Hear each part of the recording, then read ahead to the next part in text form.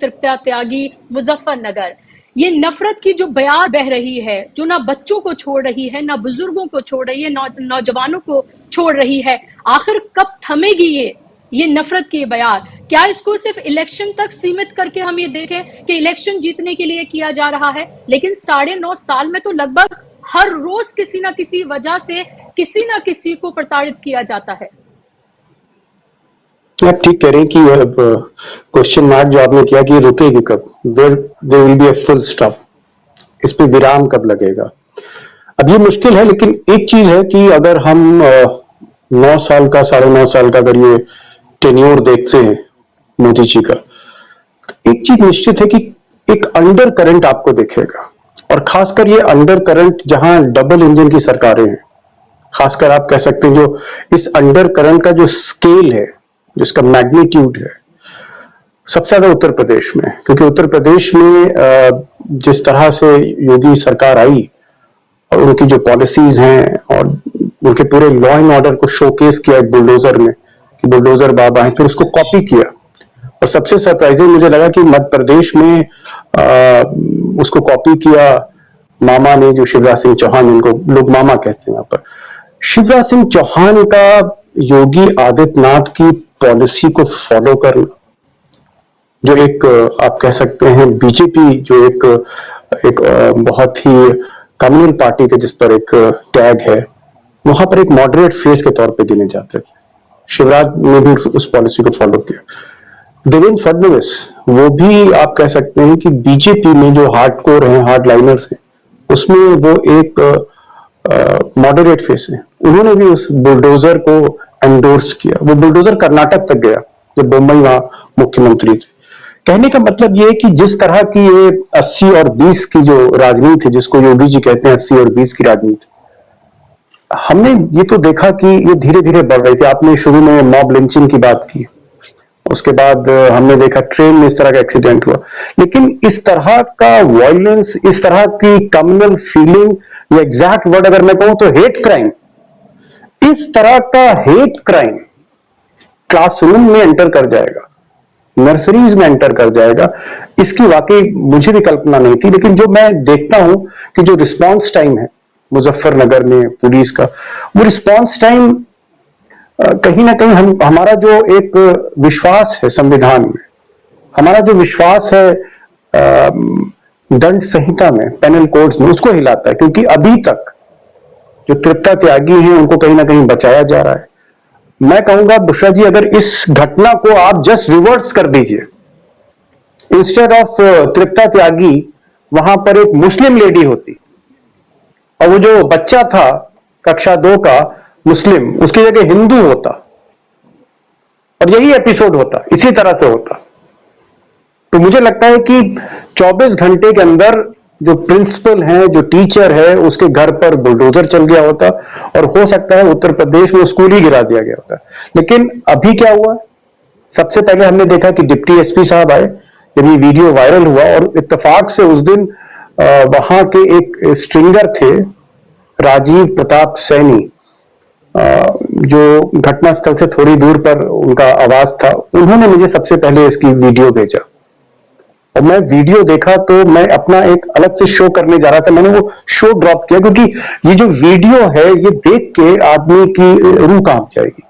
कि किस तरह का अपराध और कहां तक आ गया है। उसके बाद जब ये वीडियो वायरल होने लगा तो मुजफ्फरनगर पुलिस को लखनऊ से इंस्ट्रक्शन दिया कि इसको मैनेज करिए। Instead of taking the right step in right direction, जो भी कानून के हिसाब से उसमें एक्शन लेना चाहिए था, उस एक्शन की जगह ये कहा गया कि आप इसको मैनेज करिए। और तब डिप्टी एसपी की पहला हमने बयान देखा, और डिप्टी एसपी ने कहा कि हाँ, एक वीडियो है जो सही पाया गया है, और लेकिन इस घटना में हम विभागीय एक्शन लेने जा रहे हैं। थोड़ी देर बाद हम देखते हैं कि जो वो बच्चा था, मुस्लिम बच्चा था, उसका जो फादर था, एक आप कह सकते हैं एक लोअर क्लास से ही आते थे वो, उनको दबाया गया, पुलिस उनके घर पर बैठी हुई थी, और फिर वो जो फादर था उसने कहा कि साहब हमारा समझौता हो गया, हमें इसमें कोई एफआईआर नहीं करानी। और फिर अगले दिन आपने देखा फिर एसपी साहब का बयान है, एसपी साहब ने उस घटना को और थोड़ा सा जो है एक अलग एंगल देने की कोशिश की। कुल मिलाकर एक सिस्टम, एक सिस्टम, और उस सिस्टम में गवर्नमेंट की हर एजेंसी शामिल हो, उसमें पुलिस शामिल हो, उसमें बेसिक शिक्षा अधिकारी शामिल हो, उसमें वहां के सब डिविजनल मजिस्ट्रेट शामिल हो मंसूरपुर के, और उसके बाद उसी तरह की जो एक्शन है, या यूं कहें कि उसी तरह की सोच उस घटना को लेकर वो आपको सचिवालय में भी दिखे लखनऊ में, वो आपको पुलिस महानिदेशालय में भी दिखे, वैसे ही नजरिया जो है होम डिपार्टमेंट का हो, तो आपको कहां इंसाफ मिलेगा। और अगले दिन फिर उस पर लीपापोती होने लगी। मैं देख रहा हूं कि वो जो जुबैर साहब हैं जो फैक्ट फाइंडिंग करते, उनके खिलाफ एक एफआईआर हो गई। यानी जो लोग इस मामले को उजागर कर रहे थे, जो बता रहे थे, उनके खिलाफ एफआईआर हो गई आईपीसी में। इसे हम लोग अंग्रेजी में कहते हैं शूटिंग द मैसेंजर। और जो इसमें अभी तक गुनाहगार है, जो महिला, उस पर कोई अभी तक मैंने कोई स्ट्रिंजेंट एक्शन नहीं देखा। तो सबसे बड़ी चीज, घटना से कहीं ज्यादा जो मैं एक जिस नजरिए से इस घटना को देखूं, घटना अपने आप में उसको देखकर रूह कांप जाती है, लेकिन जो एक्शन है उसका ना होना वो कहीं ज्यादा गंभीर है। द पार्ट 2, एक इंसिडेंट हुआ, वो अपने आप में ढलाने वाला है, लेकिन उस पर जो एक्शन नहीं होना वो बताता है कि 2024 में चुनाव किस एजेंडे पर लड़े जाएंगे। मुझे लगता है कि ये घटना नहीं है, ये एजेंडा सेट किया जा रहा है और इसको एक पॉलिटिकल मोड़ पे लाया जा रहा है। यहां पर दूसरी कम्युनिटी के साथ कुछ लोग खड़े हो गए हैं, और आपने देखा होगा कि कल तृप्ता त्यागी का बकायदा दिन भर ट्विटर पे ट्रेंड किया, और उसमें कहा गया आई सपोर्ट तृप्ता त्यागी। तो मुझे एक चीज लगता है कि सिस्टम जब आपका पूरी तरह से उसमें अगर आपको कम्युनल ओवरटोन्स दिखने लगे, तो ऐसी घटनाओं पे जिस तरह का एक्शन लिया जा रहा है, वो एक बहुत बड़ा गंभीर मामला है इस पूरी घटना में। जी दीपक जी, लेकिन अगर हम इस पूरी घटना को देखें या उसके आसपास जो और घटनाएं हो रही हैं, नूह की बात करें, मोनू मानेसर अभी तक पूरी तरीके से आजाद घूम रहा है, उसके ऊपर इतना जघन्य अपराध, उसके ऊपर इल्जाम है कि उसने 2 लोगों को जिंदा जलाने का उसके ऊपर आरोप है। और आप ये देखिए उसके फेवर में किस तरह से वीडियोस बनाई जाती हैं, ट्वीट किए जाते हैं, यहां तक कि बीजेपी के नेता तक उसके सपोर्ट में आ जाते हैं और जी लगाकर उसके लिए बात की जाती है। दूसरी घटना, क्योंकि हम स्कूल की बात कर रहे हैं, आपको याद होगा कि गुजरात में वो बच्ची जो फर्स्ट पोजीशन हासिल करती है 10th क्लास की, और उसको स्टेज पे ना बुलाकर बल्कि जो सेकंड पोजीशन हासिल करती है उस बच्ची को बुलाया जाता है, क्योंकि वो बच्ची मुसलमान थी, वो हिजाब पहनती थी, इसलिए उसको नहीं बुलाया गया। तो उसका भी आप ये देखिए कि उसको पीटा नहीं गया, लेकिन उसका मेंटल ट्रॉमा उसके साथ किस तरह से किया गया, और वो किस मेंटल ट्रॉमा से गुजरी होगी कि उसने मेहनत करके फर्स्ट पोजीशन हासिल की और स्कूल ने उसको बुलाया ही नहीं स्टेज पर। और अब ये खबर भी है कि मुजफ्फरनगर के जो बच्चे हैं वो भी मेंटल ट्रॉमा से गुजर रहे हैं। उनको मेरठ उनके पेरेंट्स ले गए क्योंकि वो रात भर ठीक से सो नहीं पाए। तो ये सिर्फ इंसिडेंट्स जो हैं वो हमारे सामने हैं, जो रिकॉर्ड हो जाते हैं। न जाने ऐसे कितने इंसिडेंट्स हैं जो रिकॉर्ड नहीं होते, जो हमें पता नहीं चलते, लेकिन एक आम मुसलमान जो है वो इसी तरह के मेंटल ट्रॉमा से गुजर रहा है। उसको सबसे बड़ी अगर कोई फिक्र है तो उसे अपनी सिक्योरिटी की है कि ना जाने किस बात पर उसके ऊपर कोई केस कर दे और ना जाने किस बात पर उसकी कब लिंचिंग कर दी जाए। तो आपको नहीं लगता दीपक जी कि जो पॉलिटिकल संरक्षण प्राप्त है, इसीलिए इन लोगों की हौसला अफजाई है और इसीलिए खुले तौर पर ये कुछ भी कह पाते हैं और कर पाते हैं? ये मुसीबत क्या है कि आप सही कह रही हैं कि मैंने तो कहा कि गवर्नमेंट का जो एक्शन था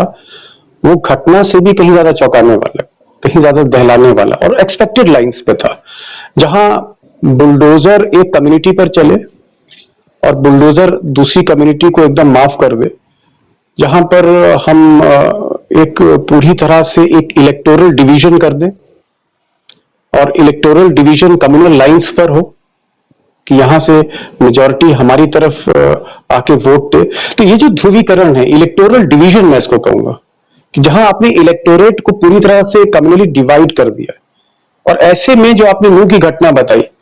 कि मोनू मानेसर या वो जो दूसरे साहब थे, पहले उनको अनिल विज जो हरियाणा सरकार के गृह मंत्री थे, उन्होंने पहले डिफेंड किया, और जब घटना हद से ज्यादा बढ़ने लगी, जब उस पर न्यूयॉर्क टाइम्स लिखने लगा, जब गार्डियन लिखने लगा, विदेश में उस पर चर्चा होने लगी, उसके बाद इनको लगा कि ये तो बहुत बड़ी गलती होगी। तो हमने देखा कि 48 घंटे बाद उसी गृह मंत्री ने कहा, उसी अनिल विज ने कहा, कैमरे पर कहा कि मोनू मनेसर ने अगर अपराध किया तो वो जेल जाएगा। होता क्या है कि जब आप इस तरह के फ्रिंज एलिमेंट्स, इनको आप अपने इलेक्टोरल फायदे के लिए, जब आप अपनी वोट की खातिर इनको आप प्रवोक करते हैं, इनको एक पर्टिकुलर दिशा में आगे बढ़ने की छूट देते हैं, तब तक तो ठीक रहता है। लेकिन जब ये बेकाबू हो जाते हैं इस तरह के लोग, तब सरकार जो है फिर कहीं ना कहीं वो बगले झांकने लग जाती है। मेरा सिर्फ ये कहना है कि कोई भी वायलेंस हो, किसी भी मजहब से जुड़ी हो, अगर इस तरह के आउटफिट्स, हम मिलिटेंट आउटफिट्स अगर हम क्रिएट करेंगे, उनको हम संरक्षण देंगे, उनको हम पैट्रोनाइज करेंगे, तो फिर बाद में संभलते नहीं हैं। और इसीलिए इंग्लिश में कहते हैं फ्रैंकस्टाइन मॉन्स्टर्स हैं, ये भस्मासुर बन जाते हैं। तो बहुत से इस तरह के जो छोटे छोटे आउटफिट्स हैं, चाहे वो मुजफ्फरनगर हो, मेरठ हो, हरियाणा हो, जो बेरोजगार बच्चे हैं, जिनको अग्निवीर में नौकरी नहीं मिली, जिनको और कहीं नौकरी नहीं मिली, उन्होंने आज विजिलेंटे ग्रुप्स बना रखे, और वो विजिलेंटे ग्रुप्स का एक कमाई का साधन है कि एक कौम पर कहीं ना कहीं जुल्म ढाना, उनको डराना, किसी न किसी बहाने।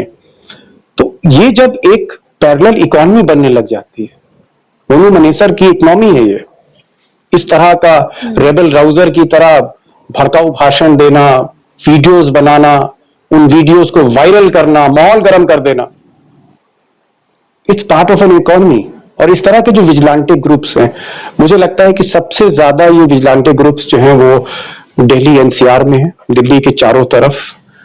और जो भी आपने जैसे अखलाक की घटना आपने बनाई, वो भी दिल्ली एनसीआर में हुई, ये घटना भी दिल्ली एनसीआर में। तो ये जो विजिलेंटे ग्रुप्स हैं, जिनको कहीं ना कहीं सरकार का संरक्षण मिला हुआ है,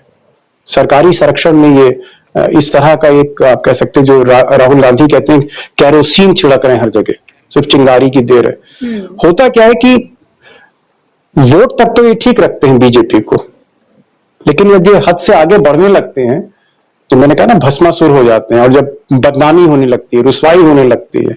हर जगह इंटरनेशनल मीडिया में पता चला मोदी जी साहब जो है वो साउथ अफ्रीका गए, वहीं का अखबार लिख रहा है